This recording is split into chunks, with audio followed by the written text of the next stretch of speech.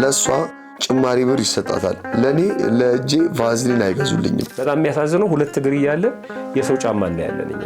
ነገ ጠዋት ጫማ ሊመጣ ይችላል። እገሌ አይሰጥም አይመጽውትም እንዲያርግም እንዲ ለምንድን ነው በገዛ ገንዘቡ ሰውየውን ቋጣሪ የምንለው? በእምነት ከማይመስል ሰው ጋር አብሮ መብላት አይቻልም ብለው ቄደር አጠመቁን። ሞተ እኮ በቃ ተጠምቀዋል። አሁን መጠመቅ አልነበረቦትም። ምንድነው ስራ ያጣ አእምሮ የሰይጣን ቤተ ሙከራ ይሆናል ይባላል። ማን እንዳሉ ባላቅም ማለት ነው። እኔ ስለብስ አንተ ደስ አይለም የሚሉ አሉ ብድግ ብለው። ለምንድን ነው ደስ የማይላቸው? ምቀኝነት ነው ወይ? እርሳስ ከስር ይጽፋል፣ ከላይ ላጲስ አለ ተሸክሞ ይዞራል። አንዳንድ ሰዎች እንደዚህ ናቸው። ማጥፊያቸውን ተሸክመው ነው የሚዞሩት።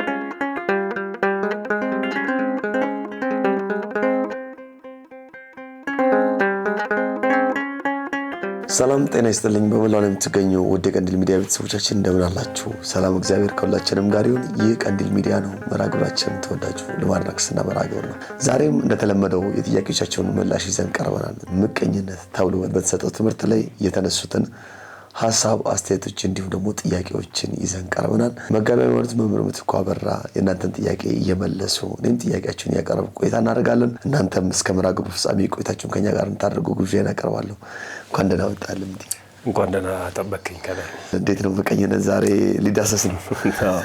ቃሉ ራሱ ይከብዳል። ምቀኝነት ምቀኛ ምናምን የሚለው ነገር በጣም ከባድ ነው። እውነት ነው።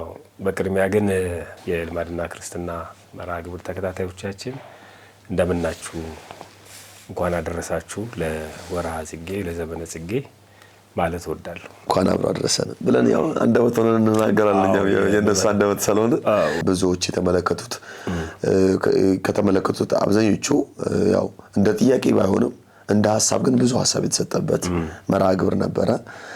ምቀኝነት ላይ በጣም ብዙ እንደነሳ የሚመስሉ ሐሳቦች ሳይቀር ሲጻፉ የነበረበት እኔ እንደዚህ ነኝ እኔ ውስጥ ሳላቀው ግን ምቀኛ ሆናለሁ ምናምን ብለው የራሴን የሰማሁት የሚሉ እንደውም በትክክል ገልጣችኛል። አንድ ሁለት ሐሳቦችን እንደው ዝም ብለን ብንሰማቸው ብዬ ያስኳቸው ሐሳቦች ነበሩ። አሜን አሜን አሜን። ቃለ ሕይወት ያሰማልን። በሕይወቴ እንደዚህ ሚዲያ ያስተማረኝ የለም። ጣቴን እየነከስኩ ነው ያዳመጥኳችሁ። ስሜን መጥራት ነው የቀራችሁ። ቃል የለኝም። እድሜና ጤና ይስጣችሁ። የአገልግሎት ዘመናችሁን ያርዝምልኝ። ከዛሬ ጀምሮ ራሴ ላይ እሰራለሁ በርቱ ብለው አንድ እህታችን እንደዚሁ አድርሰውናል። ሁለተኛ ደግሞ የኢትዮጵያ ኦርቶዶክስ መምህራን እባካችሁ እንደዚህ አይነት ትምህርት በጣም ያስፈልጋል። ከባድ ችግር ነው እያየን ያለ ነው። በተለይ በውጭ ሀገር ያለ ነው። አብዝቶ መስራት ያስፈልጋል እባካችሁ መምህራን ብለዋል። ይሄ መነሻ አንድ ተያያዥ ኮሜንት ምናምን ያለው እዛው ኮሜንቶች ላይ በውጭ ሀገር ላይ ያለን ሰዎች ውጪ የሚገኙት አይደለም። ለምሳሌ በህገ ወጥ የሚሰሩ እህቶቻችን በተለይ አረብ ሀገር ላይ ህገ ወጥ የሚሰሩ እህቶቻችን አሉ እና ያው እንትናቸው ፓስፖርታቸው አልቆ ወይ ወደ ሀገር ቤት ላለመመለስ እንደው ሰርተን እንግባ የሆነ ነገር ብለው በግላቸው የሚንቀሳቀሱ ያን ግን ፓስፖርት ቪዛ የሌላቸውን በሌላቸው ሰዓት ላይ ውጪዎቹ አይጠቆሙብንም አሉ። የራሳችን ወንድም እህቶቻችን ጠቁሞ ያስይዙናል። ያለ እንትን ነው እኮ መሰራ ይባልና እንደውም ምን ያደርጋሉ? መጣያ ጉልበታቸው ያደርጉታል። ይሄን ነገር ካላደረግሽልኝ ይጠቁምብሻለሁ አይነት እስከማል ድረስ ይደርሳሉ። መለያችን እስከሚሆን ድረስ መጀመሪያ እሱንማ ተናግረውታል እኮ እዛኛው ትምህርታችን ላይ ያው የእስር ቤት ነው ካስተዋል እዛ ላይ ግባት ነው። አሁን በዚህ በአረቡ ዓለም ቤተክርስቲያናችንም ስላለች በአውሮፓም ሌሎችም ቦታዎች እንደው ሰብሰብ አድርጎ እንደው ውይይትም አይደል ለምንድን ነው እንዲህ የምናደርገው? አንዱ አንዱን ካልደገፈው እዚህ ምድር ላይ ካላማረብን እኮ የሰባዊ ቤታችን እንደዛው ነውና ራስን አሳልፎ መስጠት እንኳን ባይሆን የሰውን ገበና መሸፈን እንዴት ያቅተናል? ለሌላው ሰው መስዋዕት አንሆን፣ ግን እኛ ራሳችን ያንን ሰው ለማጥፋት ለምን እጃችንን እናስገባለንና ምክንያት ባንሆን ክርስቶስ ብሏል አይደለም? የሰው ልጅ እንደመጣ ይሄዳል አለ። የመጣው ክርስቶስ የኛን ስጋ ለብሶ ሊያድነን ነው ሊሞት ነው። ግን ይሁዳ ጣልቃ መግባት ምንም አላስፈላጊ ነበርኩ እና መጠቆሙ ማስያዙ ምናም ስትመለከት በሌላ መንገድ ያደረገው ነበር። እግዚአብሔር ችግር የለበትም። የመጣው በቃ ያ ሰው እዛ መጥቷል። መያዝም ከሆነ እኮ ይያዛል እኛ ሳንጠቆመው። ግን እኛ ለምንድነው ምክንያቱም ነው ለምንድነው የሚለውን ነገር እንደው ብንወያይበት እዛ ያላችሁ ወንድሞችና አባቶችም ብትወያዩባቸው ጥሩ ነው። እንደ ማህበርም እንደ ሰንበት ትምህርት ቤትም እርስ በርስ ብትነጋገሩባቸው በዚህ አጋጣሚ መልካም ነው ለማለት ነው። በጣም መልካም። ሌላው ሶስተኛ እንደው ነገር በሶስት ይጸናል ነው ያስኩት።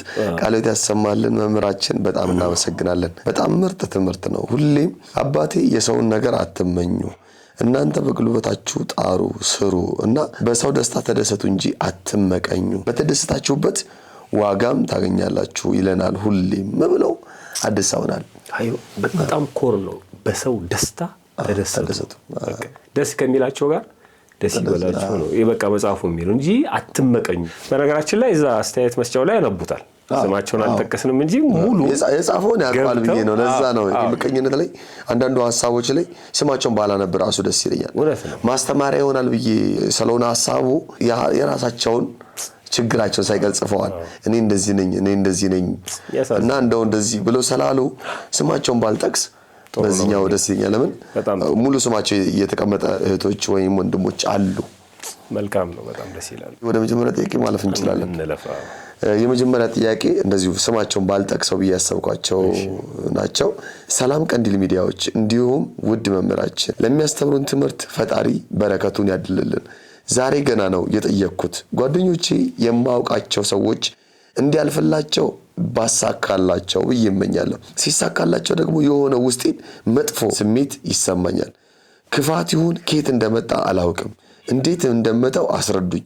መሆን የማልፈልገው ነገር ነው። እባካችሁ መልሱልኝ። የ18 ዓመት ወጣት ነኝ ለወደፊቴ ብለዋል። መንፈሳዊ የሆኑ መርሃ ግብሮችና ልዩ አጋጣሚዎች ለኛ ልዩ ትርጉም አላቸው። እያንዳንዱን ቅጽበት ውበት፣ ስሜትና ታሪካዊ ፋይዳ በሚገባ ተረድተን በላቀ ጥራት ባለው የፕሮዳክሽን ስራችን ዘላቂ ትውስታ አድርገን እናስቀምጥሎታለን። በጥራት በፍቅርና በመንፈሳዊ ስነ ስርዓት እንሰራለን። ማንኛውንም መንፈሳዊ መርሃ ግብሮችን ከማከናወነው በፊት ቢያማክሩ ጊዜያችንን ሰጥተን በከፍተኛ ጥራትና ውበት እንዲሰሩ እናደርግሎታለን። ቀንዲል ፕሮዳክሽን የመንፈሳዊ ልዩ መርሃ ግብሮች፣ የሰርግ ፕሮዳክሽን ከሽምግልና ጀምረን የቅድመ ሰርግ፣ የመስክና የስቱዲዮ ጊዜ ሰርግ፣ ተክሊሉና የሰርግ ስነ ስርዓቱን እንዲሁም ድህረ ሰርግ የሚከናወኑ ማንኛውንም መርሃ ግብሮች፣ የህፃናትም ሆነ የአዋቂዎች የልደት በዓል፣ የክርስትና በዓልና ሌሎችም ልዩ የህይወት አጋጣሚዎች እያንዳንዱን ዝግጅቶን በሙያዊ ዕውቀት በዘመናዊ መሳሪያዎችና ከሁሉም በላይ በመንፈሳዊ ስነ ስርዓት መሰረት በመስራት የዝግጅቶን እውነተኛ ማንነትና ውበት እናንጸባርቃለን። አንዴ ከተወዳጁ በፍጹም ፍቅር በሁሉም መርሃ ግብሮ እንደወደዱን አብረኑት እንዘልቃለን። ለምን? ሁሌም ጥራትና አዲስ ነገር የኛ መለያ ነውና።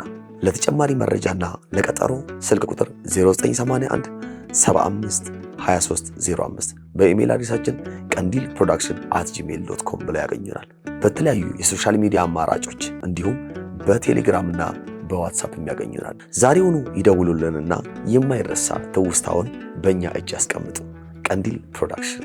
እናመሰግናለን። በጣም የሚገርም ነው። በነገራችን ላይ በትክክል ፈተናው ይሄ ነው።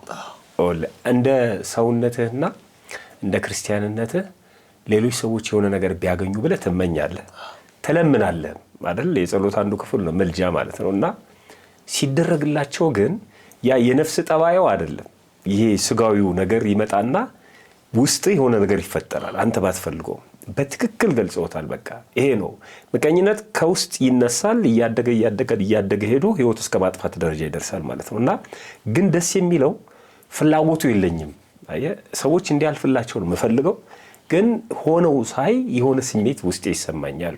በቃ ይሄ ስጋውያን ስለሆነን ሁላችንም ሰዎች የሚሰማን ማንም ፐርፌክት የለም። እየደበቅነው ነው እንጂ የሆነ ነገር ይሰማናል። በቃ አንዳንድ ጊዜ ሳናውቀው ራሱ እንኳን ፎቶ ስናይ ወይ በአጋጣሚው ሰውየውን ስናይ የፊት ለውጥ የፌሻል ኤክስፕሬሽን የሚባለው ይታይብናል ድንገት ማለት ነው። ይሄ ስጋዊ ስሜታችን ነውና ግን ትልቁ ቁም ነገር ጠያቂያችን መሆን አለመፈለጋቸው ነው። ምቀኝነትን ይጸየፉታል። በቃ እንደዛ መሆን አልፈልግም፣ የኔ መገለጫ መለመን ሲደረግላቸው ደግሞ ደስ እንዲለኝ ነው መፈልገው እንጂ ያ ስሜት የሚሰማኝን ስሜት አልፈልገውም ነው። ምቀኛ መሆን አለመፈለጋቸው ትልቅ ነገር ነው። 3 ዋና ነገሮችን ቢያደርጉ በቂ ነው። የመጀመሪያው በጎ መመኘትና መጸለዩን አለማቆም፣ አያቆሙት። በቃ ትክክለኛ ነገር ነው። ሰዎች በጎ ነገር እንዲደረግላቸው እለምናለሁ። እሱን ማቆም የለባቸውም። ይሄ ትልቅ ጸጋ ነው በእውነት ለመናገር ማለት ነው። ብዙዎቻችን እኮ ለራሳችን የሆነ ነገር ካደረግን በቂ ነው። ጸበል እምነት አምጣልን ስንባል እንኳን እኔ ቦታ የለኝም ምናምን ሁሉ እንላለን። ሰው ተቸግሮ አሁን በተለይ ቱር የምናደርግ ሰዎች ከኢትዮጵያ ወደ ውጭው ዓለም ከውጭው ዓለም ወደ ኢትዮጵያ ብዙ ጊዜ የምንጠየቀው እምነት ጸበል ምናምን ነው። ብዙ ሌላ ጓዝ ይዘን ያንን ትንሽ ነገር በእንትን ስናየው በቦታ ስናየው በጣም ትንሽ የሆነ ነገር ግን ደግሞ በጣም ብዙ ነገር ሊያደርግልን የሚገባውን ነገር ጸበል ይዘን ማንሄድ ሰዎች አለን እና እንዲህ አይነት ለሰው መልካም ነገር ለማድረግ መትጋቱን መጸለዩን መቀጠል አለባቸው። በጎ ምኞትን ሁለተኛው ይሄ ምቀኝነት መጥላቱንም መቀጠል አለባቸው። ትክክል ነው። በቃ ይጥሉት። ኃጢአትን የመጀመሪያው ደረጃ መጥላት ነው የሚለው። በቃ የመጀመሪያው መጥላት መጸየፍ። እየጠላ ነው እየተጸየፍ ነው ኃጢአት ውስጥ ብንሆን ያ እየተቆጠረልን መጨረሻ ላይ ነፃ ልንወጣ እንችላለን። የተለያየ ሱስ ውስጥ ያሉ ሰዎች ለምሳሌ ሲጋራ፣ መጠጥ ምናምን ሊሆን ይችላል ሐሜትንም ጨምሮ እየጠሉት ከሆነ ያንን ነገር የሚያደርጉት አንድ ቀን ነፃ ይወጣሉ። ግን ይሄ የመጥላት ስሜት ጠፍቶ እየወደድከው የምታደርገው ከሆነ እዛ ውስጥ ነው የምትወኘው። መውጣትም አትችልም፣ የሚነገረንም አትሰማም። ስለዚህ መጥላታቸው ትክክል ነው፣ እየጠሉት ይቀጥሉ። ሶስተኛውና የመጨረሻው በሐሳብ ወደ ህሊናቸው ስለመጣ ይሄ ምቀኝነቱ መንፈስ እንደ ኃጢአት እንዳይቆጥሩት። በቃ ኖርማል ነው የሰው መሆናችን፣ ሰው ሆነን የመፈጠራችን ኖርማል ነው፣ ይሰማናል። ጸሎት እየጸለይንም እኮ በጎ ነገር ነው ጸሎት መጸለይ፣ ከእግዚአብሔር ጋር እየተነጋገርን። ግን መጥፎ ሐሳብ ሊመጣ ይችላል። መሬት የወደቀ ስጋ ትንሽም ቢሆን አፈር ሳይዝ አይነሳም ይላሉና ፍጹም የኃጢአት ነገር የሚወገደው ብቃት ደረጃ ስንደርስ ነው። ለምሳሌ እንደነ ቅዱስ ዮሐንስ ወንጌላዊ ማለት ነው። በቃ እዛ ደረጃ አልደረስንም እኛ። ብዙ ሰው ያስባል፣ ያሰበውን ሁሉ ቢያደርግ ይቻለም አሁን እንዳለችው አትኖርም አይደል? ዝም ብለህ አንድ ትልቅ ስብሰባ መሃል እኮ የሆነ በጣም አንተ የምትጸየፈው ሰው ቆሞ ሲናገር ተሳደብ የሚል ስሜት ይመጣብሃል። ግን እዛ ጉባኤ ሰው አለ ምን አለ አትናገሩም። አንደኛ እግዚአብሔር የፈጠረ እንዲህ ነው፣ ኮንትሮል እንድናደርግ ራሳችንን እንድንቆጣጠር አድርጎ ፈጥሮናል። ያሰብነውን ሁሉ ብናወራ ኖሮ ያሰብነውን ሁሉ ብናደርግ ኖሮ በጣም ከባድ ነበር እና ስሜቱ ስለመጣ በደለኛ ነኝ ብሎ አለማሰብ፣ ለሰው መልካም መኘቱን መቀጠል፣ ምቀኝነትን እየጠሉ ቀጥሉበት። በተከታታይ የምንለቃቸውን በዚህም ዙሪያም በሌላም ጉዳይ ትምህርቶችን እየሰሙ እሳቸውን ገልጸውታል፣ መቀጠል አለባቸው ነው የምንለው። ሁለተኛ ጥያቄያችን ቃለ ሕይወት ያሰማልን መምህር፣ ምቀኝነት ከሐሳብ ኃጢአት ውስጥ የሚመደብ ይመስለኛል። በመከሩ መንገድ ነው ማጥፋት ያለብን ወይስ ስፔሲፊክ ስለ ምቀኝነታችን ንስሐ መግባት አለብን? በአጠቃላይ ስለ ሐሳብና ስለ ቃል ኃጢአት ትንሽ ቢሉን። የሐሳብና የቃል ኃጢአት ወደ ተግባር ሲቀየሩ ነው ንስሐ መግባት ያለብን ብለው ጽፈዋል። በሐሳብ አለመበደል አይቻልም በነገራችን ላይ ማለት ነው። የመጀመሪያው ጥያቄ ላይም ገልጸነዋል። በሐሳብ አለመበደል አይቻልም። በሐሳብ ወይም በሐልዮ ንጹህ የሆነችው እመቤታችን ቅድስት ድንግል ማርያም ብቻ ነች። ስንጸልይም በሐሳብሽ ድንግል ነሽ በስጋሽም ድንግል ነሽ። ድንግል በክሌ አይደለም እንደላት ሰው ሆና ማለት ነው። በጣም የሚያስደንቀው ይሄ ነው። በቃ ሰው ሆና እንዴት ነው ያለው ኃጢአት ከመላእኩ ጋር ስትነጋገር መልሷለች። ዛሬ እንዴት ይሆንልኛል ብላ እኮ የተነጋገረችው። አሁን አንዲት ሴት አግብታ የመኖር ፍላጎት ቢኖራት ኖሮ እኮ ይሄንን ቃል በቃ ወደፊት ይሆናል ብላ ተቀበለው ነበር። በህሊናዋም ስለሌለ እንዴት ይሆናል ብላ ስትናገር ነበር ከመላእኩ ጋርና የሐልዮ ድንግል የሆነችው እመቤታችን ነች። በሐልዮ አለመበደል አይቻልም፣ በሐሳብ አለመበደል ማለት ነው። ትልቁ ጉዳይ ግን ያሰቡትን ሐሳብ ተግባራዊ አለማድረግ ነው። እገሌን ስደበው የሚል ስሜት ቢመጣብኝ አለመሳደብ ነው እንጂ ያ ስሜት ስለመጣ ብቻ እኔ ህሊናዬ ቆሽሿል ማለት አይደለም። ለዚህም ደግሞ ንስሐ አያስፈልገውም። በጣም ከባድ ነው። በኋላ ላይ በዝርዝር የምናየው ጉዳይ ይኖራል ብዬ አስባለሁ። ከዚህ ጋር በተገናኘ ከሐልዮ ኃጢአት ቅድም እንዳልኩት ነው። ኃጢአት በሶስት ወገን ነው የሚሰራው፣ በሐልዮ በነቢብና በገቢር ነው። አሁን በመናገር የፈጸምነው ቀኖና እንቀበልበታለን፣ በተግባርም የፈጸምነውን እንደዚሁ። በሐሳብ ያደረግነውን ነገር ግን እንናገረው ብንል እንኳን አንችልም። ዊዝን ሰከንድ ብዙ ነገር ታስባለህ፣ እሱን ትረሳዋለህ፣ ሌላ ታስባለህ፣ እሱን ትረሳዋለህ፣ ሌላ ታስባለህ። ከዚህ በፊት ይፍቱኝ በሚል አንድ ፕሮግራም ለቀን ነገር እያሰብኩ ትክክል በቃ ይፍቱኝ የምንለው መንገድ ላይ ካህን ስናገኝ ምንድነው እሱ? ያ የሐልዮ ኃጢአትን የምናረክፍበት መንገድ ነው። ለመቀነስ ግን አሁን ንስሐ መግባት አትችልም። ንስሐ መግባት አትችልም ማለት ንስሐ ብንገባበት አይሰረም እያልኩ አይደለም። በጣም ከአይምሯችን በላይ ነው። ብዙ ነው የምናስበው ውጣ ውረዱ። ግን ለመቀነስ ምን ማድረግ አለብን? አሁን ቤተክርስቲያናችን የምታደርገውን ማለት ነው። እንጾማለን፣ እንጸልያለን፣ እንሰግዳለን፣ ቃል እግዚአብሔር እንሰማለን። ይኸውልህ አንዲቷ የውሃ ጠብታ በተደጋጋሚ ጠብ እያለች ስትሄድ አለት የማጎድጎድ የመሰንጠቅ ኃይል አላት አይደል? በተደጋጋሚ ቤተክርስቲያን የምንገኝ ከሆነ በተደጋጋሚ ቃል እግዚአብሔር የምንሰማ ከሆነ የምንጾም ከሆነ የምንጸልይ ከሆነ ህይወታችን በዚህ እየታሸ ሲሄድ የሐሳቡም እየጠፋ ይሄዳል ማለት ነው። ጊዜ አያገኝም። ምንድነው ስራ ያጣ አእምሮ የሰይጣን ቤተ ሙከራ ይሆናል ይባላል። ማን እንዳለው ባላቅም ማለት ነው። በቃ መጥቶ እንደፈለገ ሰይጣን ይጫወትባል ማለት ነው። የመጀመሪያዎቹ ሰዎችም ስራ ፈተው ተቀምጠው ነው ከሰይጣን ጋር መነጋገር የቻሉትና ሁሉ ጊዜም እንደውም አባባላችን ስራ የፈታ መነኩሴ ቆቡን ቀዶ ይሰፋል። ቀድሞ ቆባቸውን ልብሳቸውን ከሰሌን ነበር የሚታቱት።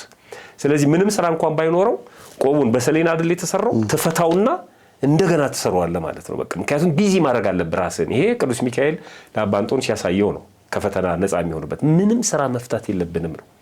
ማንበብ አለብን፣ መጸለይ አለብን፣ በጎ ነገር መስራት አለብን፣ ወደ ቤተክርስቲያን መሄድ አለብን። ራሳችንን ቢዚ ባደረግን ቁጥር አእምሯችን ከዛ ጋር እየተለማመደ የመንፈስ ቅዱስ ማህደር ሆነን እንቀጥላለን ማለት ነውና መጾም፣ መጸለይ፣ መስገድ፣ ቅዱሳት መጻሕፍትን ማንበብ፣ ገድላትን፣ ድርሳናትን እነዚህን ማንበብ፣ ደግሞ ጊዜ ሲኖረን መጠመቅ ወደ ቤተክርስቲያን እየሄድን ጧት በተለይ አስቀድሰን ወይ ካስቀደስን በኋላ በሰንበት ሊሆን ይችላል የሚመቸን ያ ጊዜ ከሆነ አሁን በየአብያተ ክርስቲያናቱ የመጠመቂያ ስፍራዎች አሉ እግዚአብሔር ይመስገንና መጠመቅም መልመድ አለብን። እንዲህ ያደረግን ነው እየቀነስ ነው የምንሄደው እንጂ አለማሰብ ግን አይቻልም።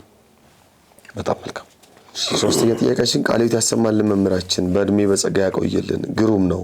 ብዙ ነገር ተምሬበታለሁ። እግዚአብሔር ይስጥልን። መምህር አንድ ጥያቄ የሆነብኝ ነገር ምቀኝነት መጥፎና ራስን መጉዳት እንደሆነ ተገነዘብኩ። የኔ ጥያቄ ከዚህ ባለፈ ኃጢአት አይሆንም ወይ? ይህ አይነት ባህሪ ያለበት ሰው ንስሐ ሊገባበት አይገባምን? ቃልዮት ያሰማልን። ምቀኝነት ግጥም አድርጎ ኃጢአት ነው፣ ግን ደረጃ አለው እያልን ነው። አሁን የመጀመሪያው ጥያቄያችን ለሰዎች በጎ ነገር እንዲደረግላቸው እመኛለሁ እጸልያለሁ አለች። ልክ ሲደረግላቸው ደግሞ መጥፎ ሐሳብ ይመጣብኛል። ሰው አሁን እቺ ልጅ አሁን እሺ መጥፎ ስሜት ተሰምቶባት ከዛ ያን የተደረገላቸውን ነገር አልቀማቻቸው ወይ የተደረገላቸውን ነገር አልሰበረችም፣ ሌላ እርምጃ እኮ አልወሰደችም። ስሜቱን የመጣው ለዚህ ንስሐ ልትገባ አትችልም። ራሱ ነው አባ ይትባረክ የሚባሉ በረከታቸው ይድረሰንና በአታ ገዳም ውስጥ የጡረተኞች ቤት ውስጥ ለረጅም ጊዜ በዊልቸር እየሄዱ ብዙ እናቶችን፣ አባቶችን፣ እህቶችን፣ ወንድሞችን ሲመክሩ የነበሩ የምክር ጸጋ የተሰጣቸው በፊት ያስተምሩ ነበር። እኛም ሰንበት ትምህርት ቤት እንደዚሁ ደርሼባቸዋለሁ። በኋላ ግን በዊልቸር ላይ ሆነው ብዙ ይመክሩ የነበሩ አባት አሉና አንድ የተናገሩት ነገር በጣም ይገርመኛል። አንድ ልጅ ነው መጥቶ በቃ በህሊናዬ ዝም ብሎ ቅዱሳንን ስደባቸው የሚል ስሜት ይመጣብኛል። ራሱ እግዚአብሔርን አለ በጣም ፈተና ነው። ጸሎት እየጸለይኩኝ በቃ የስድብ መንፈስ ይመጣብኛል። ከዛ ልብርፍ የሚያደርግ ነገር የተናገሩት በጣም በሚደንቅ መልኩ ምንድነው የምታረጋው? አሁን ይሄንን እኔ ጋር አሁን ብትመጣ ተጠመቅ እንደዚህ ሆን ጸልይ ምናምን ነው። እሳቸው ግን ልክ ስድቡ ሲመጣብህ አሉ እግዚአብሔርንም ይሁን ሌላ ቅዱሳንንም አማትብና ይሄን የተሳደብከው ራስህ ነህ ብለህ ንገረው። ራሱ በዚህ ስድብ ደግሞ ዋጋ ይከፈልሃል ወይም ደግሞ በዚህ ስድብ ዋጋን ታገኛለህ ብለህ መልሰህ ለሰይጣን ንገረው። እኔ አይደለሁም ይሄን ያመጣው ራስህ ነህ። ይሄን በማድረግ ደግሞ ተጠያቂ ትሆናለህ። እንዲህ ያደርክ እያማተብክ አቡነ ዘበሰማያት ድገም አሉት። በቃ ልጁ ከዚህ አእምሮ ነፃ ሆነ ማለት ነው። ሰው ያመጣብናል ማለት ነው። አየህ ሰይጣን ማቅረብ ነው። አባ እንጦንስ እንዳለው ነው ብዙ ድስቶችን ይዞ ሰይጣን ወደ አባቶች ወደሚኖሩበት ገዳም ሲሄድ አየው እና የሁሉ ድስት ተሸክመ የምትሄደው ለምንድን ነው? በዚህ ሁሉ አበስላለሁ አለ። በምሳሌ ነው እየነገረው ያለው እና የሚፈልገውን ሰው መርጦ ይወስዳል አለ። እና ምን ይላል መጨረሻ ላይ ሰይጣን አንድን ሰው በምን እንደሚጥለው አያውቅም ይላል። በበረሃ ጉያ ውስጥ የምትል መጽሐፍ አለች። እዛ ውስጥ ነው ታሪኩ ያለው እና በምን ፈተና አሁን ለምሳሌ እኔ አንተ የትኛው ፈተና እንደሚጠላን አያውቅም ሰይጣን። መሬቷ ምን እንደምታበቅል ሳያውቅ ያገኘውን እንደሚዘራ ሰነፍ ገበሬ ይመስላል። ገበሬዎቹ ነው ያቸው መሬቱን ያውቁታል። ለዚህ መሬት የሚሆነው ሽምብራ ከሆነ ሽምብራ ነው የሚዘሩት እንጂ በግምት አይዘሩ። ግን ዝም ብሎ በግምት የሚዘራ የበቀሉ ይብቀል ብሎ እንዲህ አይነት ገበሬ የለም። ሰይጣን እንደሱ ነው ይላል። አያውቅም በምን ፈተና እንደሚፈተን ግን ሁሉንም ያቀርብልህና ሞር ወደዛ የምትሳብበት ነገር ላይ ያጠነክራል ማለት ነው። በቃ አሃ ለካ የዚህ ሰው ችግር የስስ ብልት የምንለው መሸነፊያው ይሄ ነው። ከዛ እሱ ላይ ያርባል እና ብዙ ድስት ይዞ ሲሄድ ያየው በዚህ ምሳሌ ነው ያለው። ስለዚህ ወደ ህሊና የሚያመጣልህ መርጠህ እስክትወስደው ድረስ ነው ማለት ነው። በቃ ምቀኝነትንም አመጣልህ አይደለ? ከዛ በኋላ መርዝ ይበጠበጣል። ከዛ ከልብሱ ላይ ቆርጣ አምጣልኝ ወደሚጠንቋይ ይኬዳል። አየህ ብዙ ነገሮች እሱን እንድታደርግ ነው የሚፈልገው እሱ ነው። ያን እያማተብክ ቃል እግዚአብሔር እየሰማህ እየጸለይክ እየተጠመቅክ የምታስወግደው ከሆነ እሱ ወደ ንስሐ አባት ለምክር ካልሆነ በስተቀር ለቀኖና የሚያበቃ አይደለም፣ ወደ ቅጣት የሚያበቃ አይደለም። ጀስት አልፈጸምከውም። ኃጢአት ቅድም እንዳልኩት ነው፣ በሐልዮ በነቢብ በገቢር ነው። ይሄ የተመልካቾቻችን እንዲያነቡት በዚህ አጋጣሚ በተለይ አንድምታውን ቢያነቡት እጃችን ላይ ባሉ ስልኮች የመጽሐፍ ቅዱስ ትርጓሜ ማግኘት የሚቻልበት ደረጃ ላይ ስላለን አሁን ማለት ነው። የማቴዎስ ወንጌል ምዕራፍ 24 ቁጥር 20 ላይ ሽሽታችሁ በክረምት አይሁን የሚለው ላይ ሲተረጉመው ኃጢአትን በሐልዮ ጸንሰው በነቢብ ወልደው በገቢር ለሚያሳድጉ ወዮላቸው ይላል። አየህ ኃጢአት 3 ስቴፕ አላት ማለት ነው። ትጸነሳለች፣ ትወለዳለች፣ ታድጋለች። ልክ እያጠቡ ሕፃን እንደማሳደግ ማለት ነው። ስለዚህ ገና እዚህ እየተጸነሰ መጨናገፍ አለበት ማለት ነው። አየህ ጽንስ ይጨናገፍ ከተባለ የምን ጽንስ ነው? የኃጢአት ጽንስ ነው። መወለድ የለበትም፣ ማደግም የለበትም። ስለዚህ እዚሁ ታጨናግፈዋለህ እንጂ ለዚህ ቅጣት የምትቀበልበት አይደለም። ከዛ ቀጥሎ ምን ይመጣል? ቁርጥ ህሊና ይባላል። ቁርጥ ህሊና አሁን ያሰብከው በቁርጥ ህሊና ነው ወይ? እቺ ልጅ አሁን ድንገት ነው ወደ አይምሮው የሚመጣው እንጂ ቁርጥ ህሊና ምን ማለት ነው? አንድ ሰው ሊሰርቅ ሄዶ በቁርጥ ህሊና ማለት ነው ሊሰርቅ ሄዶ ውሻ ጮሆበት ወይ ማስነጠስ መጥቶበት አስነጥሱ ሰዎቹ ነቅተው ቢመለስ አንድ ሰው ደግሞ ሊሰርቅ ሄዶ ግን ከገባ በኋላ እነዚህ ሰዎች ለፍተው ደክመው ወጥተው ወርድ ያገኙትን እንዴት እኔ እሰርቃለሁ አምላካቸው ያየኛል ብሎ ቢመለስ ሁለቱም ሊሰርቁ ሄደዋል። ከሁለቱ የትኛው ነው ሌባ? ቁርጥ ህሊና። አየህ ቁርጥ ህሊና እሱ ሄዶ ግን ውሻ ስለጮኸ ነው የተመለሰው። ሁለተኛ ምሳሌ መሳሪያ ባርቆበት ሰው የገደለና አልሞ አቀባብሎ ተኩሶ የሳተ ሰው የትኛው ነው ቁርጥ ህሊና? የሳተው ነው ወንጀለኛ። አልገደለውም፣ ስቶታል፣ ግን በቃ በህሊናው ምን አድርጎታል? ገሎታል። ስለዚህ እሱ ነው የሚያዘው ይላሉ። አየህ እኛ አባቶች በጣም ይሄ ቁርጥ ህሊና በኃጢአት። ያኛው ግን መሳሪያ እየወለወለ ሊሆን ይችላል፣ የሆነ ነገር ሊሆን ይችላል፣ ባረቀ ሰው ገደለ። በህሊናው ሊገድል አላሰበም እሱ። እኛ እግዚአብሔር እንዲያርጎ ነው የሚፈርደው። እኛ ግን ፊት ለፊት የሰውየው መግደሉን ሊሰርቅ መሄዱን ምናምን አይተን ነው ሌባ የምንለው። ግን ባርቆብኝ ነው እንዳይለው እኮ እሱን ልቡን የሚያው እግዚአብሔር ነው ማለት። አሁን ሰውየው በሚናገረው ሳይሆን ፋክቱን ነው። እኛ እግዚአብሔር ነው እሱን የሚያውቅ። በሰው ዘንድ ሲገና እግዚአብሔር ነው። በሰው ዘንድ እኮ አሁን ወደ ሌላ ውስጥ አታስገባኝ እንጂ ህግ ተርጓሚ፣ ህግ አውጪና ህግ አስፈጻሚ አካላት አሉ በምድር ላይ። ህግ የሚያወጣ አካል አለ፣ ህግን የሚተረጉም አካል አለ፣ ህግ የሚያስፈጽም አካል አለ። ይሄ ፓርላማ፣ ፖሊሱና ዳኛው። ስለዚህ ነፍስ ያጠፋ ነፍሱ ይጥፋ የሚል ከሆነ ህጉ ወይም ደግሞ 20 ዓመት 50 ዓመት ይፈረድበት የሚል ከሆነ ቀጥታ ያ ሰውዬ ገድሏል ተብሎ ወዲያውኑ ወደ ማረሚያ ቤት አይገባም። ወደ ፍርድ ቤት የሚሄደው ሊተነተን ነው። ህጉ አየህ ምን አድርጎ ነው ባርቆብኝ ነው፣ ምስክር ይኖራል። ያው ህጉ የሚያዩ የላይኛውን ቢሆንም ማለት ነው። እኛ እየተነጋገርን ያለው ነው አሁን የእግዚአብሔር ፍርድ እየተነጋገርን በምድራዊም እንኳን ቢሆን ትንታኔ ይሰጥበታል። ሰውየው ይጠየቃል፣ ያናግሩታል፣ ምስክር አለ እና በህሊና የመጣው ነው። አሁን ወደ ዋናው ነገር እንመለስና በህሊና የመጣውን ነገር በሙሉ ያስጠይቃል ማለት አይደለም። ቁርጥ ህሊና ነው ወይ ያን ነገር? ቁርጥ ህሊና ከሆነ እኮ ተጸንሷል፣ ይወለዳል፣ ያድጋል ማለት ነው። ያን ጊዜ ነው ገዝፎ ሲታይ ኃጢአት የሚባለውና በህሊናችን ስለተመላለሰው ነገር ብዙ መጨነቅ የለብንም። ግን ወደ ተግባር እንዳናስገባው ራሳችን መጠበቅ አለብን። በትክክል ምቀኝነት ኃጢአት የሚሆነው ስትተገብረው እሱ ነው። ተጸንሶ ተወልዶ ሲያድግ ያሳደግከው እየተንከባከበ ልክ በሚያንስ ሲወለድ ኃጢአት በቃ ካላጨናገፍከው። አራተኛ ጥያቄያችን ቃልዮት ያሰማልን። በእውነት እናመሰግናለን። እኔ ጥያቄ አለኝ። እኔ የማስባቸውንና የምመኘውን ነገር ሰው ላይ ሳየው እኔ ባገኝ እላለሁ። ከእንደገና ደንግጬ በስመ አብ እግዚአብሔር ሲፈቅድ አገኘዋለሁ ብዬ አልፋለሁ። ይህንን እምለው ግን ድምፄን አሰምቼ አይደለም፣ ውስጤ በልቤ ነው። በአፌ አልናገርም፣ ግን እንደ ኃጢአት ይቆጠርብኝ ይሆን? መልሱልኝ ብለዋል። ተመኝቶ አለመዝረፍ አለመስረቅ ነው እንጂ ተመኝቶ እንደሱ ለመሆን በጎ ከሆነ ማለት ነው። ምኞት በራሱ ኃጢአት አይደለም። እንደዚህ አይነት ዕቃ ቢኖረኝ ልክ እንደ ገሌ አይነት ሚስት ብትኖር ሊል ይችላል። ታዛዥነቷን፣ ትሁትነቷን፣ ክርስትናዋን አይቶ እንደዚህች አይነት ሚስት እንደዚህ አይነት ባል ቢኖረኝ ብሎ ሊመኙ ይችላሉ። ስለዚህ ይሄ በራሱ ብቻውን ኃጢአት አይደለም፣ ፍላጎት ነው። ይሄ ሰዎች በቃ ፈለኩኝ ነው አይደለ? ፍላጎቴን ማሳካበት መንገድ ነው መጥፎ የሚሆነው እና በጎ የሚሆነው። ያንን ፍላጎቴን ያሳካውት በምን መንገድ ነው? መኪና እንዲኖረኝ ተመኝቻለሁ፣ ግን መኪና ያለኝ ምን አድርጌ ነው? ወዛ መንገድ የምደርስበት ያ መንገድ ምን አይነት መንገድ ነው? እሱ ነው ትልቁ ነገር። ጌታም ብሏላ በመጽሐፍ ፈልጉ ታገኛላችሁ፣ መዝጊያ ምቱ ይከፈትላችኋል። መዝጊያ መምታት በራሱ ኃጢአት አይደለም ማለት ነው።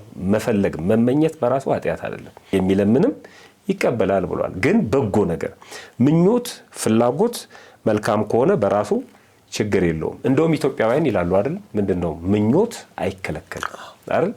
ትልቅ ተመኝ ትልቅ ታገኛለህ። እኛም አለሉ ልብክሙ ቅዳሴ ላይ ልባችሁን በሰማይ በቃ ትልቁን ነገር መመኘት አይደል? ስለ ምድራዊው ነገር አይደለም። እያስቀደስክ አንተ ስለምትበላው ለምን ታስባለህ? እያስቀደስክ እኮ ነው ከእግዚአብሔር ጋር ሰማያውያን ምድራውያን በቃ የሰማዩ እሱን አታስብ ማለት እንትን አትበል ማለት አትጨነቅ ማለት ነው እንጂ ሰው ሳያስብ ይኖራል ማለት አይደለም በራሱ እና ከእግዚአብሔር ጋር እየተነጋገረ ሰው ስለ ተራ ነገር ማሰብ የለበትም ነው። ምኞት አይከለከልም ይላሉ። እንደውም ትልቅ ተመኝ ትልቅ እንድታገኝ ይላሉ። ስለዚህ መመኘት በራሱ ብቻውን ኃጢአት ነው ልንለው አንችልም። መመኘትም ጽድቅ ነው ልንለውም አንችልም። በጎ ምኞት መመኘት ያተፈጠርንበትም ዓላማ ስለሆነ ማለት ነው። እንደውም ምን ይላል በአንደኛ ጴጥሮስ ምዕራፍ 2 ቁጥር 3 ላይ ተንኮል የሌለበትን የቃልን ወተት ተመኙ ይላል። በቃ ንጹህ የሆነ ተንኮል የሌለበትን ምኞት መመኘት እግዚአብሔር የተመኘነውን እንድንደርስ ያደርጋል። ስለዚህ በሌሎች ሰዎች ላይ የምናያቸውን በጎ ነገሮች በእኛ ህይወት እንዲፈጸሙ መመኘት ከቀንነት የተነሳ የምኞቱ እይታ ይወስናል። ለሁለት ነው። ለምሳሌ ወደ ሴት ያየ ሲል የምኞቱ ሐሳብ ዓላማው ይለያል። የዚህኛው ምኞት ሐሳቤ ደግሞ ይለያል። በጎና ክፉ በቃ የምኞታችን በክፉ የምናይ ከሆነ ምኞቱ ኃጢአትን የሚወልደው። ትክክል። ወደ ሴት ያየ የተመኘ ጥሩ አመጣው። ወደ ሚስት ማየት ይሻላል። ሚስት በመፈለግ ስሜት ገብቷል።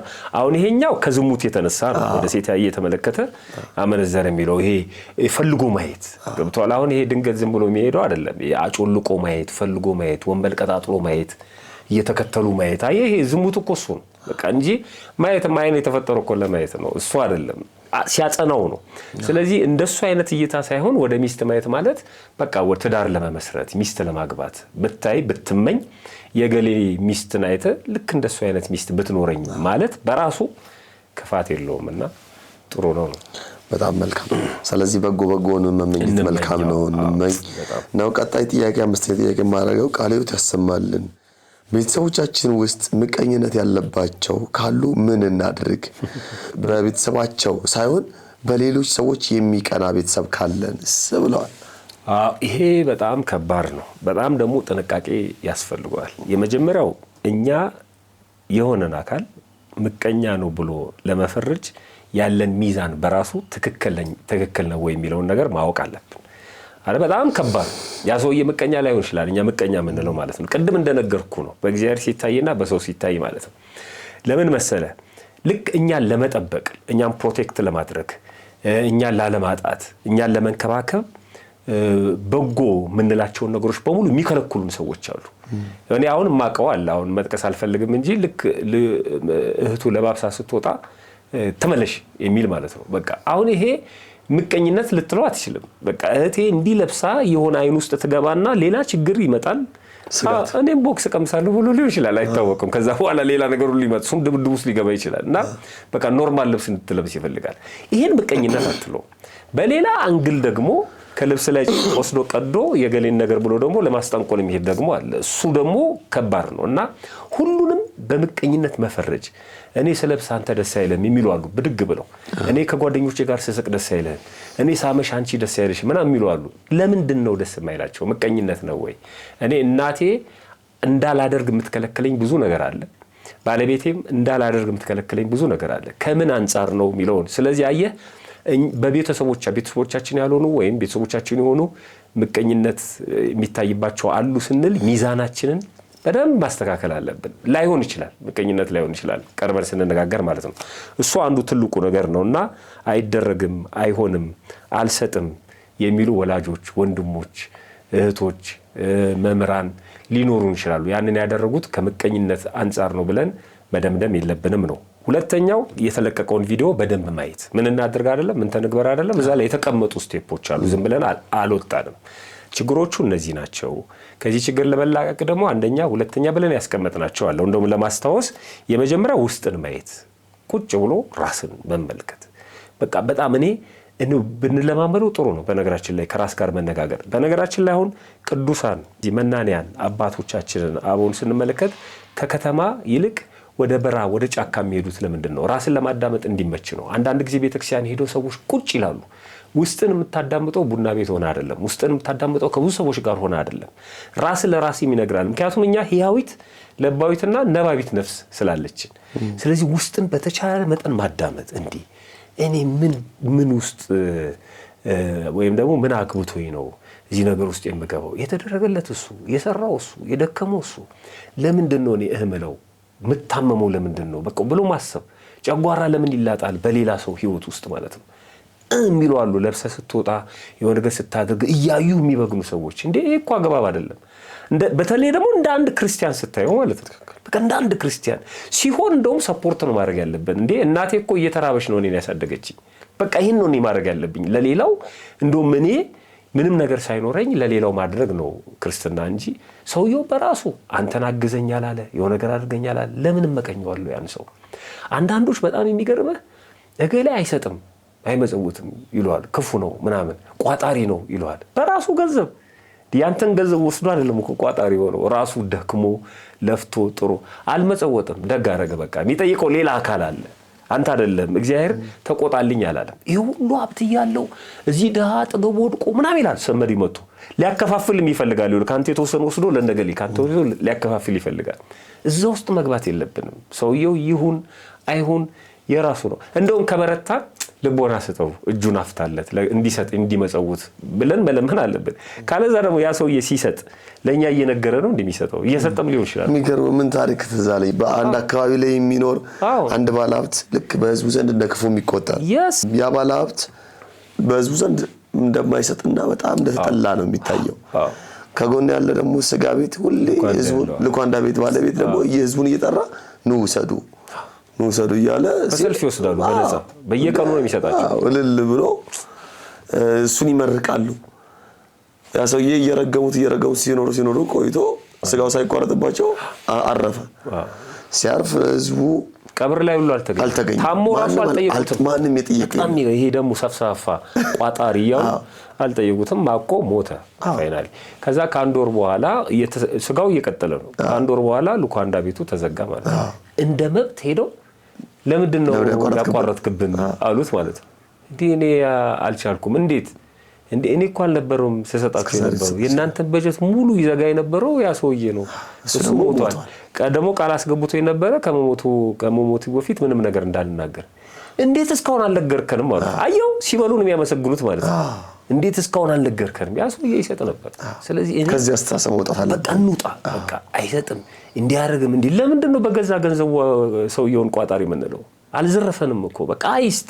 እኛ አንሰጥም እንዴ? ካለ እኛ ካለን 1 ብር ላይ 50 ሳንቲም እንስጥና እናሳይ። በቃ አረያ እሱ የራሳችን ነው። እሱ ቢሆን አለመስጠትም መስጠትም የራሳችን። ምናልባት ወደ ገጠር ሄዶ ወደ ተዘጉ አብያተ ክርስቲያናት ሄዶ በጣም ብዙ ሰዎች አሉ እንደዚህ ማናቃቸው እኛ ፊት አንድ የብርን ዋጋ የሚያውቁ እግዚአብሔር ነው የሚያውቀው። የብርን ዋጋ 1 ብር የማይሰጡ 1 ብር ምን ያክል ዋጋ እንዳለ የት ሲሆን እኛ ላይ አይደለም የሆነ ቦታ ላይ 1 ብር ምን ያክል ዋጋ እንዳለ ስለሚያውቁ ሰብስበው ሲሰጡ ምናቃቸው ሰዎች በውስጥ ምናቃቸው ሰዎች አሉ የሚያሳርፉበትን ቦታ እና ለወቀሳም እሱ ነው ወደ ውስጥ ማየት ያልኩ። አየህ አሁን ውስጣችንን ያየው የመጀመሪያው እሱ ነው። ቁጭ ብሎ ከዚህ እንዴት እንውጣ አይደል? ውስጥን ማየት።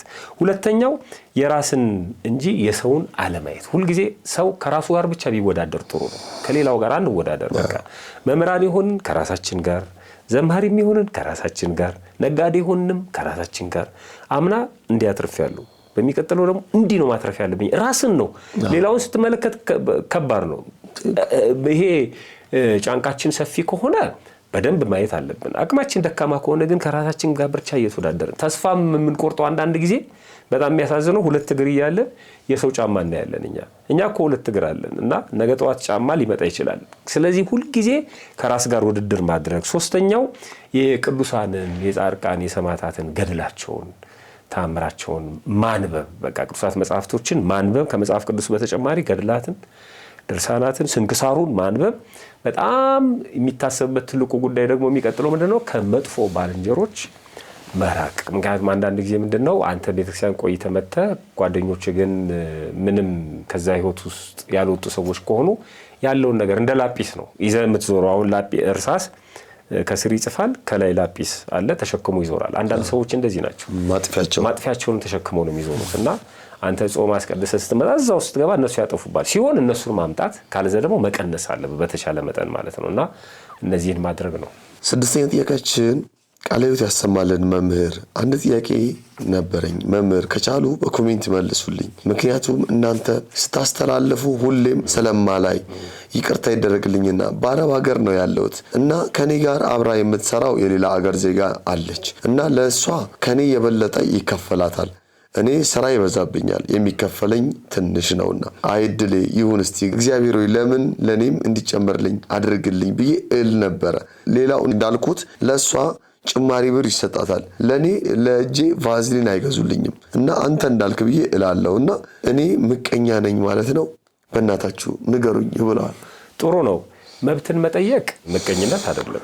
በእርግጥ አንዳንድ ሰዎች ምን አይነት ነገር አለ መሰለ፣ ለአንተ የሆነ ነገር ሊያደርጉልህ ሲፈልጉ ለገሌ እንዳትናገር ይለዋል። እኔ ከምን አንጻር እንደሆነ አላቅም፣ በጎ ነገር ይኖረው አይኖረው አላቅም። ለዛኛው ማድረግ ስለማይፈልጉ ለገሌ አድርገህ ለምን ለኔ ያላደረክልኝም እንዳይባሉ ወይ ደግሞ መስፈርት ስለሌላቸው ሊሆን ይችላል። የሚያደርጉት በጎ ነገር መስፈርት ስለሌላቸው። ለምሳሌ አንተ ሰራተኞች አሉ። ሰራተኞችን በትምህርት ችሎታቸው በስራ ልምዳቸው ነው ኮምፔር አድርገህ የምትቀጥረው እና የሆነ ነገር ስታደርግላቸውም ከዛ አንጻር ነው አይደል? የተለየ ነገር ካላደረክ በስተቀር ለምን ለገሌ አድርገህ ለምን አላደረክም? አይ አንተ የትምህርት ዝግጅት ይሄ ነው፣ የሱ ደግሞ የትምህርት ዝግጅት ይሄ ነው የሚል በቂ መልስ አለ ማለት ነው። እና ብዙ ጊዜ እንዲህ አይነት ነገሮች አሉና አንዳንድ ሰዎች መብታቸውን ሲጠይቁ ሌላ ሰው ያስታኩኩና የሚጠይቁት ለገሌ እንዲህ አድርገህ ለምንድን ነው ለኔ እንዲህ ማታደርግልኝ?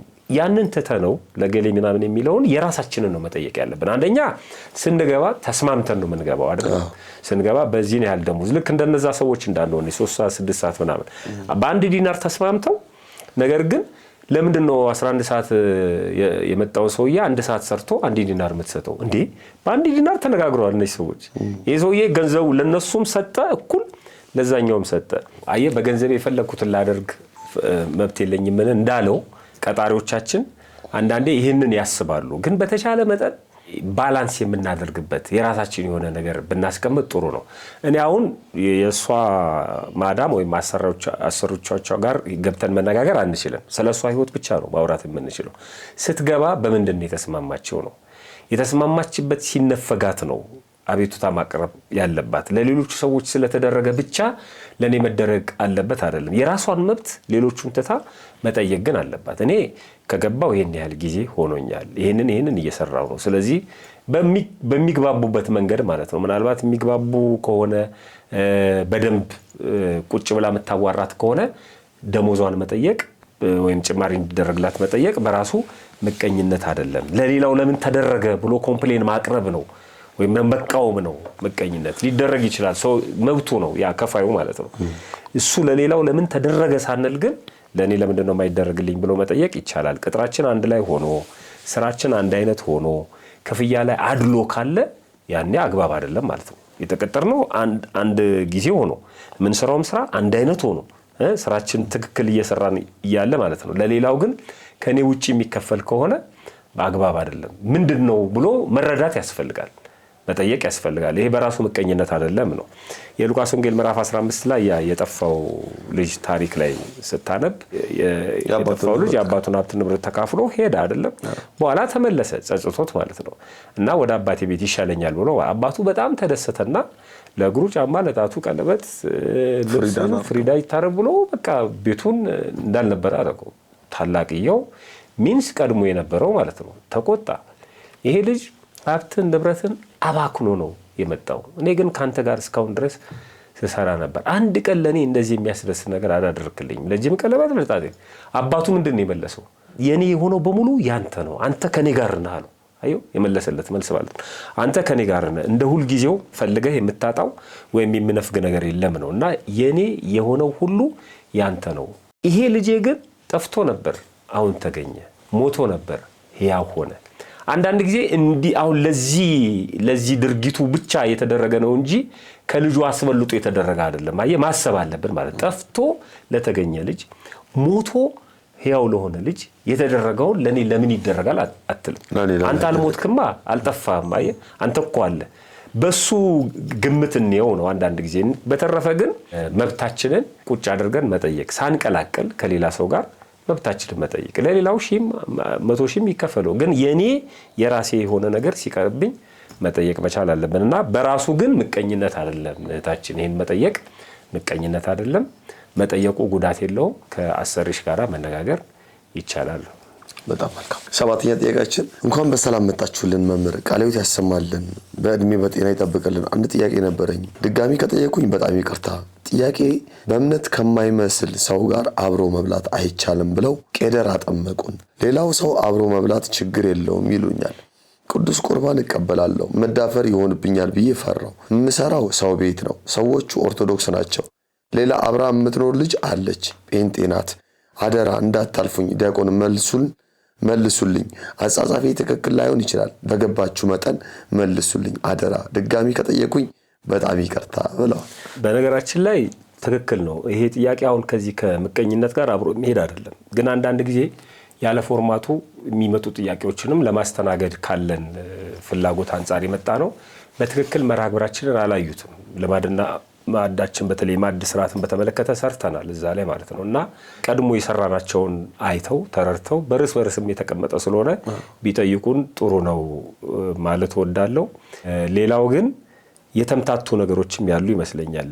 አንደኛ ቆራቢ ናቸው፣ ሁለተኛ አሰሪያቸው ኦርቶዶክስ ናቸው። ነገሮች ሁሉ የተመቻቹ ነው ይመስለኝ እና ምንድነው በእምነት ከማይመስል ጋር አብሮ ያመጣው? አንዲት ናፍቃለች። ሰራተኛዋ እኚህ ቆራቢ ሰራተኛ ናቸው እዛ ቤት ውስጥ ኦርቶዶክስ ቤት ነው የሚሰሩት። ደግሞ በእምነት የማይመስል ሌላ ደግሞ ሰራተኛ አለ። ያው ሰራተኛ ለሰራተኛ አብረው ነው የሚበሉት፣ አብረው ነው የሚጠጡት፣ አብረው ሊተኙ ይችላሉ። በጣም ጥሩ። እና ሌላው ሁለተኛው ስህተት ደግሞ ትልቁ ስህተት ከዚህ በፊትም ተናግረነዋል። አንድን ነገር የሞተ ነገር ማለት ነው በቃ አሁን ቀኖና ተቀብለን ስጋው ደግሞ ተቀብለን ንስሐ ገብተን የሞተን ነገር ወደዚህ ባናመጣው ጥሩ ነው። ለምሳሌ ንስሐ አባቴ እንዲህ አድርጌ ቄደር ተጠመቂ ብለው ተጠመቂያ ሞተ እኮ በቃ ተጠምቀዋል። አሁን አየህ መጠመቅ አልነበረበትም እንድንልነውኛ በጣም ያን የሚሰራው ያንን እግዚአብሔር ነው ብለን ስለምናምንኛ ያንን ነገር ተጠቅመውበታል። የንስሐ አባታቸው ጋር የተነጋገሩትን ቄደር ያስፈልገው ነገር ጉዳዩ ምን እንደሆነ የሚያውቁት የንስሐ አባት ናቸው። ለኛ ቁንጽል ነው የሚነገረን ማለት ነውና ፕሮሰስ ላይ ያለ ነገር ቢመጣ ነው እዚህ እንዲህ አድርጊ ተብያለሁ ላደርግ ነው እንጂ ቁረቢ ብለውኝ ቆረብኩኝ ይሄ ነገር እንዴት ነው ተብሎ ጥያቄ አይጠየቅም። በቃ ኦሬዲ ተፈጽሟል። እሱ ከተፈጸመ በኋላ ማለት ነውና እንዲህ አይነት ነገር ባናመጣ ጥሩ ነው። እኛ ከንስሐ አባቶቻችሁ አንበልጥም። ምክንያቱም እነሱ የሚያውቁት ነገር አለ። በእርግጥ ደግሞ በጥሩ ካህናት ስም የሚያጭበረብሩ ደግሞ ካህን ያልሆኑ ደግሞ አካላት አሉ። እነሱን እንሄድበታለን በትክክል ማለት ነው ከሚያዙትም ከሚናገሩትም ነገር ስለሚታወቅ። ግን በትክክል ከቤተክርስቲያን አባቶች ጋር ተነጋግራችሁ የጨረሳችሁትን ጉዳይ ወደዚህ ባይመጣ ጥሩ ነው። ለመመለስ ያህል ግን ቆራቢ ሆነው ጥሩ ቤት እየሰሩ መኖራቸው በራሱ ትልቅ እድል ነው። ያለው ችግር ግን ቅድም እንደተነገረው ከአብራቸው ከምትሰራዋ ሴት ጋር ነው። ማዕዱን አብሮ መብላት ሲባል እኔ በጣም መታሰብ ያለበት አብሮ መብላት ማለት አብሮ መኖርም ማለት ነው። አብሮ መብላት ማለት መዋደድ፣ ከልብ መዋደድ ማለት ነው። ኢትዮጵያውያን እንደውም ሲጣሉ ወይም ደግሞ ቅር ሲሰኙ ከገሌ ጋር አብሬ ማዕድ አልቆርስም ነው የሚሉት። ልብ አንድ ካልሆነ አትበላማ። ምክንያቱም ከማዕዱ በፊት ጸሎት አለ፣ ከዛ ቡራኬ አለ፣ ከተመገብክ በኋላ ጸሎት አለ። አይደለም በሃይማኖት እንደው ተራጸብ የተጣላ ሰው እንኳን እንዴት አድርጎ ነው ካንተ ጋር አብሮ የሚጸልየው? መጀመሪያ ውስጥ ያለውን ነገር ሳታጠራ የበደለህን ይቅር ሳትል እግዚአብሔርን ይቅር በለኝ ማለት አትችልም። ስለዚህ ከፍ እናርጎ አብሮ መብላትን። እኛ እኮ አሁን ዝም ብለን ለምደን ነው በፌስታልም በምንም የሆነ ነገር ስናገኝ ሌላ ሰው እኛ ማዕድ ላይ መሳተፉ ብቻውን ኃጢአት አይደለም። ለምሳሌ ትልልቅ አባቶቻችን ማዕዳቸውን ባርከው እየተመገቡ የሆነ ሰው ቢመጣ እንብላ ነው የሚሉት አይደል? ሃይማኖት እኮ አይሆን እንብላ ነው የሚሉት። ያ ሰው የሃይማኖት ላይ ኖረው ይችላል፣ ግን የማዕዱ የበላይ ማዕዱን የተቆጣጠርኩት እኔ ነኝ። አየህ በቃ እኔ ማዕዴን አይሻማብኝ እንጂ ማንም ሰው ከኔ ጋር ቢበላ በራሱ ችግር የለውም። ራሴ ጸሎት አድርጌ ራሴ ባርኬ ራሴ ስብዓት ብዬ የምመገበው ምግብ ላይ መንገደኛ ሲመጣ እና እንብላ ብዬው ቢበላ በራሱ ኃጢአት አይደለም። አብሮ መብላት ክልክል ነው ስንል ሰዎች ወደዚህ ሁሉ ይወስዱታል። እኛ እሱን አይደለም እያልን ያለ ነው። አብሮ መብላትን ግን ከፍ ስናደርገው አብሮ ማምለክ ነው። አብሮ መብላትን ከፍ ስናደርገው አብሮ መጸለይ ማለት ነው። አብሮ መጸለይ የማይችል ሰው አብሮኝ እንዴት ሊበላ ይችላል? አብሮ ማመስገን አብሮ መኖር የማይችል ሰው በሃይማኖት የተለየኝ ሰው ግን ከማዕዴ አላካፍለው ማለት አይደለም፣ ንፍገት አይደለም። ማዕዳችንን እናክብረው ነው። በቃ የማዕድ ስርዓት አለው ራሱን የቻለ። ማዕዳችንን ሌላ ሰው ሊጋፋው አይችልም። ይሄ በደርግ ጊዜ ተብሏል ይባላል። እኔ ይባል አላቅም። ወታደሮቹ ካምፕ ውስጥ ማለት ነው ይሄኛው ክርስቲያን ነው ያኛው እንትን ነው ይሄኛው እንትን ነው ሲበሉ ማን ይጸልይ? ስለዚህ በቃ ኢትዮጵያ ትቅደም ብላችሁ ጀምሩ ተብሎ በዚህ ተስማምተው ማዕድ ሲቀርብ ኢትዮጵያ ትቅደም ብለው ይበሉ ነበር ይባላል። አላቅም። እንደዚህ አይነት የለም ሃይማኖት ላይ ማለት ነው። ኢትዮጵያ ትቅደም ችግር የለውም፣ ግን እሷ የራሱን የቻለ ቦታ አለው ነው።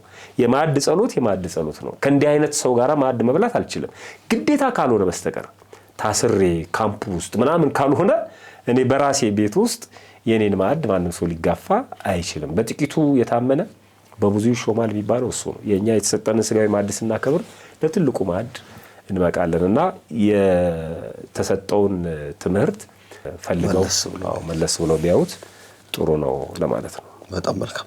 የመጨረሻው ጥያቄ ለዚህ መርሃ ግብራችን ቃለ ሕይወት ያሰማልን መምህራችን፣ በጣም የሚገርም ትምህርት ነው የምትሰጡንና በጣም እናመሰግናለን። አባቶቻችን እግዚአብሔር በእድሜ በጤና ያኖርልን። በእናንተ ያልተማርኩት የለም።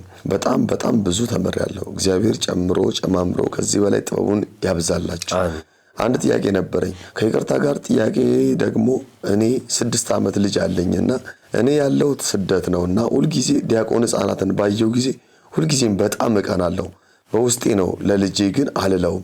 ማለትም ፈጽሞም አስቤውም አላቅም። ሁልጊዜ በውስጤ ብቻ ነው የማስበው። የኔም ልጅ እንደዚህ ቢሆንልኝ እያልኩኝ እመኛለሁ እና ይህ ነገር መልካም ይሆን? እንደምትመልሱልኝ ተስፋ አድርጋለሁ። በእርግጥ የሰንበት ተማሪ ነው፣ ግን እኔ እንደምፈልገው አልሆነልኝም እንጂ አጠገቡም ስላለው ነው ብዬ አስባለሁና ጽሑፍ አበዛው መሰለኝ፣ ይቅርታ ይደረግልኝ አሉ። ሊሆን ይችላል። አዎ ስለሌለው መከታተል ስላልቻሉ ማለት ነው። አዎ ልጁን አጠገቡም ስላለው ይሆናል። ጽሑፋቸው ትንሽዬ እንትን ነበር። እንግዲህ በሁለቱም ሊተረጎም ይችላል። አንደኛ እንደፈለኩት ያልሆነው አጠገቡ ስለሌለው ነው። አንድ ስላለው ነው ደግሞ ትንሽ ተሞላቆ ነው ሊሆንም ይችላል። ማለት በስለሌለውን እንትን ወሬ አረማከርልኝ ያሉት የሚለው ሰላምስ በጣም ጥሩ። መመኘት ብቻውን የምንፈልገውን ነገር ሊሰጠን አይችልም። መመኘት ብቻውን ማለት ነው። ልክ ድርሳነ ሚካኤል ላይ እንዳለው ሰውየው ቅዱስ ሚካኤልን ደሃ ነው ምንም የለውምና እባክን እያለ ሲለምነው ቅዱስ ሚካኤል መጣና ምንህን ልባርክልህ አለው። ትነግዳለህ፣ ታርሳለህ፣ ትቆፍራለህ፣ የት አለ? ዝም ብሎ ቁጭ ብሎ ነው ቅዱስ ሚካኤል ድረስልኝ የሚለው ማለት ነው። ስለዚህ ምን አለው ይላል? ወደ ገሌ ቤተክርስቲያን ሂድና ካለቃው ገንዘብ ይሰጣል፣ በሱ ነግደህ አትርፈህ ቤተሰቦችን አስተዳደር አለው ይላል። ለአለቃው ደግሞ በራእይ ቅዱስ ሚካኤል እንዲህ አይነት ሰው ይመጣል፣ እንዲህ አይነት ገንዘብ ስጠው። በጣም ደግ ጊዜ ነበር ማለት ነው።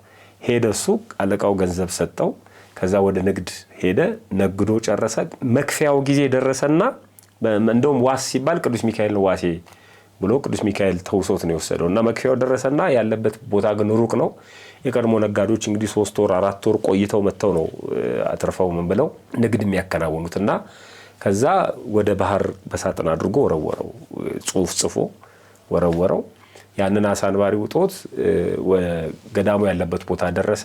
ለቅዱስ ሚካኤል በዓል አሳ ለማጥመድ የቤተክርስቲያኑ አባት ወደዛ ባህር ሄደ። ከዛ አሳ አጥምዶ ሲመጣ ያንን አሳ ሲበጣው ጽሑፉና ሳጥኑን ብሩን አገኘ ማለት ነው።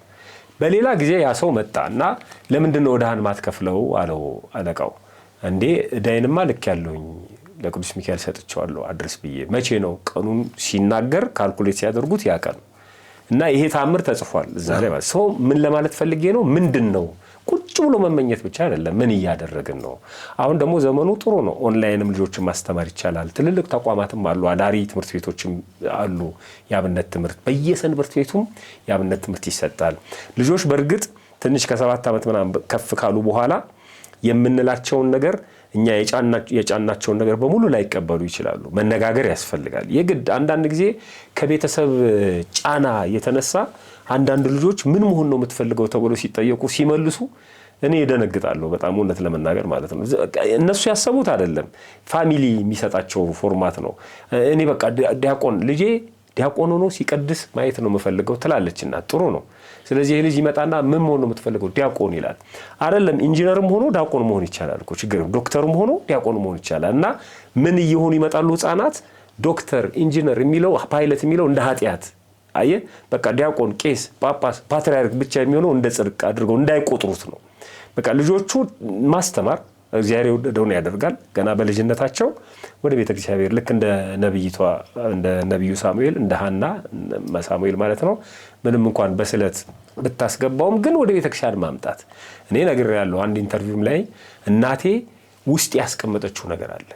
ዛሬ ቀዳሚ ትልልቅ ክብረ በዓል ሆኖ ኃይለኛ ግፊያ ሆኖ ማለት ነው። በተለይ እኔ ለአገልግሎት ምናምን ካልሄድኩ እንግዳ ኮንኩ እዛ አካባቢ ቤተክርስቲያን ስሳለም የቤተክርስቲያኑ በር መቃኑ ግንባሬን ካልነካው ካልተሳለምኩ እዛ ቤተክርስቲያን የደረስኩ አይመስለኝም። በጣም በሚገርም በኩ ውስጤ ተቀርጿል።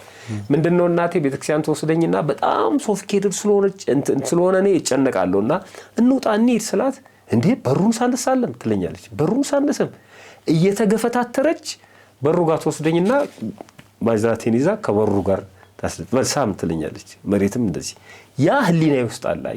ስለዚህ ልጆች የተቀረጸባቸውን ነገር ይይዛሉ። እኛ ዝም ብለን እንደውም ከምንላቸው ይልቅ የምናደርገውን ነገር ነው የሚቀበሉት።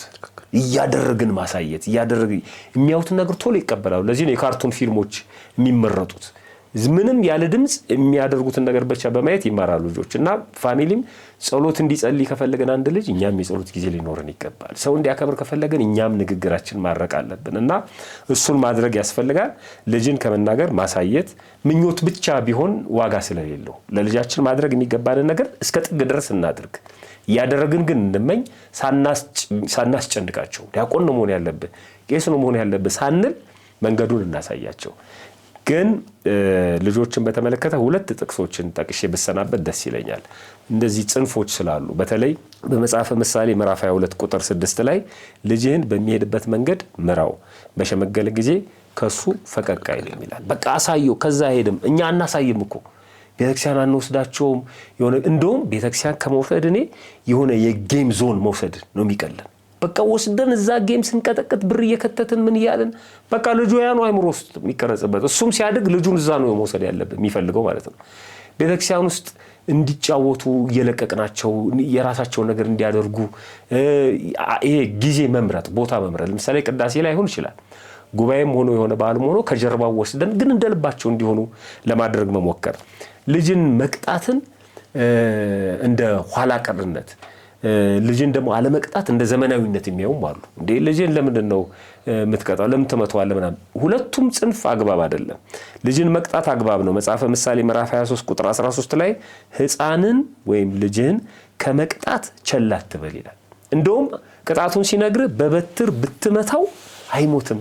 አየህ የነፍስ ሞት አይሞትም ነው የሥጋውን ተው የነፍስ ሞት አይሞትም በበትር ቅጣው ነው የሚለው። ልጅን በቃ ያቃል ትንሽ ሆኖ አይ አሁን እኮ ምን ያቃል ምናምን የሚሉ ሰዎች አሉ። ኖ እንኳን አይደለም ተወልዶ ማህፀን ውስጥ ያቃል ልጅ ማለት ነው። ማህፀናችን ውስጥ እናቶቻችን ማህፀናችን ውስጥ ሆኖ ይሰማል ልጅ። እንዴ አሁን ዘመኑ ይኸውልህ ለኛ ጊዜ ሲሆን እንደ ኃጢአት ይቆጠራል። አሁን በዚህ ዘመን ግን ሙዚቃ ሁሉ እናትየው ትስማ ይላል አይደል? ሙዚቃ ክላሲካል ምናምን ያሰሙታል ማለት ከአትክልት ያንሳል እንዴ ሰው? አትክልቶች እንኳን ይሰማሉ እየተባለ ነው እኮ። ስለዚህ ማህፀን ውስጥ ሆኖ የሚሰማ ልጅ ከተወለደ በኋላ ማሳየት መንገር እግዚአብሔርም ያግዘናልና እሱን ነው። እናታችን ጥሩ ጥያቄ ነው የጠየቁን። በመመኘት ብቻ የምንፈልገውን ነገር አናገኝም።